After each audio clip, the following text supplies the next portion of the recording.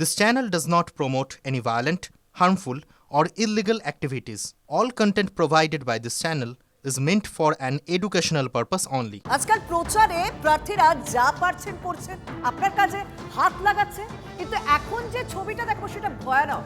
হাসপাতালের অপারেশন থিয়েটারে ঢুকে অস্ত্রোপচারে সাহায্য করছেন তৃণমূল প্রার্থী। বিতর্কে পুরুলিয়ার রঘুনাথপুরের তৃণমূল প্রার্থীর হাজারি বাউরি।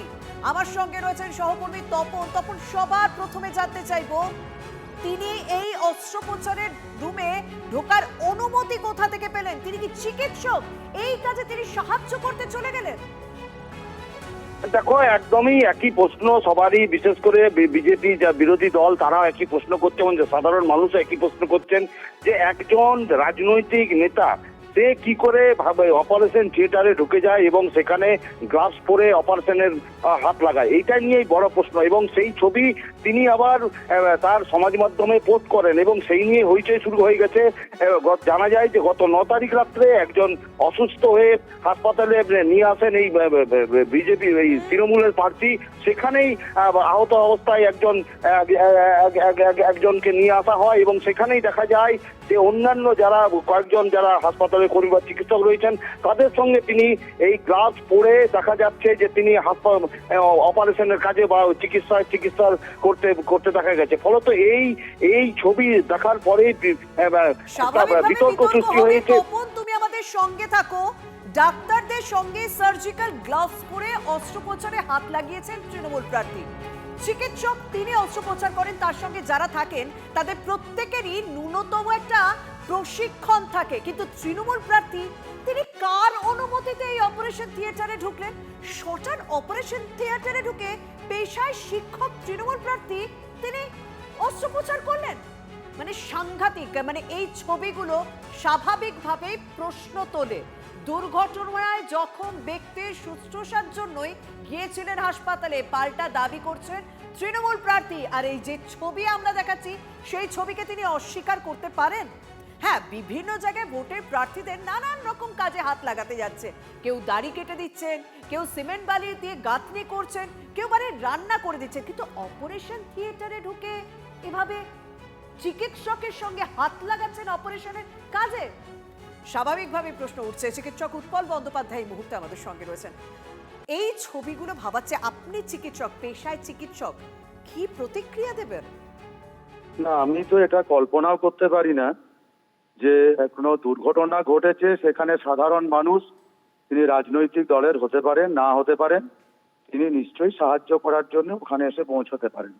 কিন্তু অপারেশন থিয়েটারের মধ্যে তাদের যদি অবাধ বিচরণ শুরু হয়ে যায়, অপারেশন থিয়েটারে যখন অপারেশন হয় সেখানে আমাদের কিছু নিয়ম কানুন, একটা স্ট্যান্ডার্ড প্রোটোকল মেনে চলতে হয় যাতে সংক্রমণ না হয়, চিকিৎসা করতে গিয়ে রোগীর আরো ক্ষতি যাতে আমরা না করি এবং সুষ্ঠুভাবে যাতে চিকিৎসাটা করা যায়।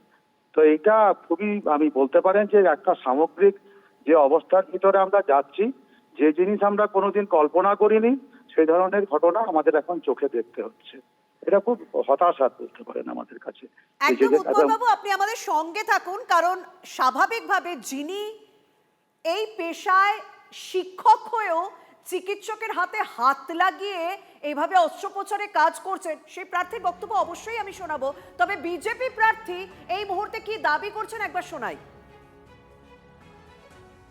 রঘুনাথপুর বিধানসভার শাসক দলের প্রার্থী, তৃণমূলের প্রার্থী এবং তৃণমূলের নেতা প্রার্থীর সহযোগী সাদ্দাম আনসারি, ওনারা নিজেদের ভোট প্রচারের জন্য হাসপাতালে এমওটিতে প্রবেশ করে সেখানে একজন রোগীকে চিকিৎসা করছে।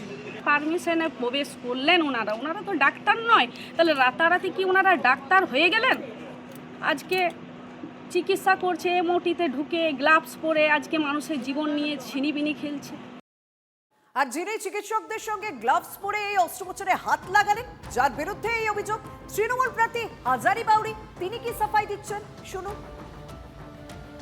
একজন মানুষ, ও তো মনে হয় আমি শুনলাম মারা গেছে, ওর পাশে দাঁড়িয়েছিলাম, ওর রক্ত ভেতরে ঢুকছিল, শ্বাসকষ্ট হচ্ছিল, ওরা দুজনে ধরছে, একজন সেলাই করছে, সেই মুহূর্তে ছিল না। সেই মুহূর্তে আমি তো ব্লাড মুছবো, আমি ধরবো, এটাই তো নিয়ম। এটা অনেক দিন ধরে করে আসছি। ওরা দেখলে 4 বছর এরকম অপরাধ আছে আমার, ঠিক আছে? আর এরকম অপরাধ যদি মানুষকে বাঁচাতে অপরাধ বলে মনে হচ্ছে ওদের চোখে, ওরা যা অভিযোগ করছে করুক। আমার খুব খারাপ লাগছে এখানেই যে সেই মুহূর্তে কোনো ডাক্তার নার্স হয়তো দৌড়ে ওরা আসছিল, উপরে ছিল, ওরা কি অপরাধ করলো? আমার অপরাধ হতে পারে, ওরা নির্বাচন কমিশনের কাছে অভিযোগ করুক যে একজন মনোনীত প্রার্থীগুলো করতে পারবে না। ওরা তাই তো করছে। একজন শিক্ষক আমার সাথে থাকছে বলে ওকে বিএলও থেকে করেছে, শেখর চক্রবর্তীকে, এখন ওরা বলছে সাসপেন্ড করবো। এছাড়া কি করবে? আপনি বক্তব্যটা শুনলেন, উনি 4 বছর ধরে একটা কাজ করছেন, এই কাজগুলো নাকি করছেন, কিন্তু উনি পেশায় শিক্ষক, তার কোনো চিকিৎসক সংক্রান্ত বা এরকম সাহায্য সংক্রান্ত কোনো প্রশিক্ষণ আছে বলে আমাদের জানা নেই, এবং তিনিও সেই দাবি করছেন না। কিন্তু যদি কেউ এইভাবে মুমূর্ষু রোগীকে আসে, তাকে এভাবে অপারেশন থিয়েটারে ঢুকতে দেওয়ার অনুমতি দেওয়া হয়, তাকে অপারেশনের কাজে কাজ করার অনুমতি দেওয়া হয়? দেখুন, আমরা যে কোনো মানুষের কাছে আরো একটুকু সচেতনতা এবং দায়িত্ববোধ আশা করি। তিনি যদি কোনো রাজনৈতিক দলের মানুষ হন, প্রার্থী হন, তার কাছে আরো বেশি আশা করব। তিনি সাহায্য করার জন্য আসতেই পারেন, কিন্তু অপারেশন থিয়েটারের মধ্যে প্রবেশাধিকার যারা চিকিৎসক এবং নার্সিং স্টাফ এবং স্বাস্থ্যকর্মী যারা ওই কাজের জন্য একেবারে দায়িত্বপ্রাপ্ত, তারা ছাড়া যদি কেউ অপারেশন থিয়েটারের ভিতরে যান, এটা আমাদের যে স্ট্যান্ডার্ড যে প্রোটোকল অপারেশন থিয়েটার চালানোর, সেটার পুরোপুরি বিরোধী। অনেক এটুকু আমরা ধন্যবাদ। বলতে পারি। আমাদের সঙ্গে এই মুহূর্তে রয়েছেন বিশিষ্ট চিকিৎসক মানস গুমটা।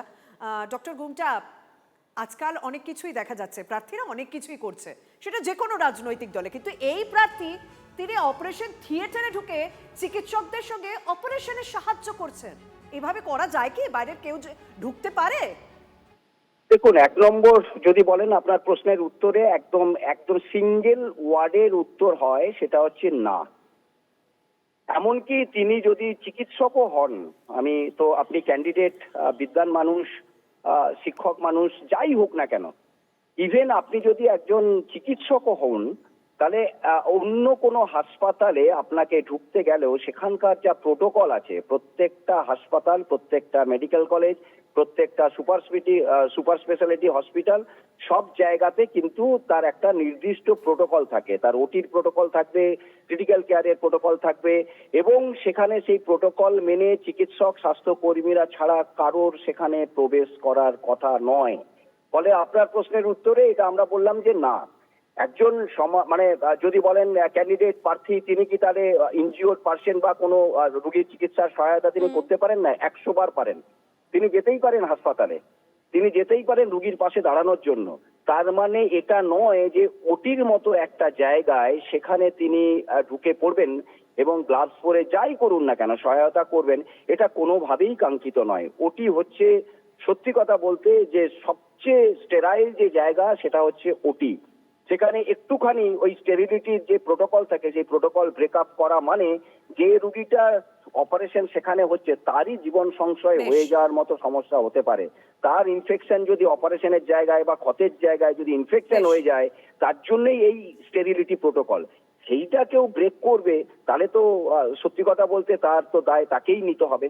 এটা চিকিৎসকদের, তো আমরা যারা আছি চিকিৎসক, আমরা স্ট্রিক্টলি এটা ফলো করি যে কোনোভাবেই ওই স্টেরাইল জোনে আমরাও যাতে কোনো মানে অপ্রস্তুত হয়ে বা অন্য কোনো ভাবে ঢুকে পড়তে না পারি। কোনো ক্যাজুয়াল ড্রেসে ঢুকে পড়ার তো কোনো প্রশ্নই নেই।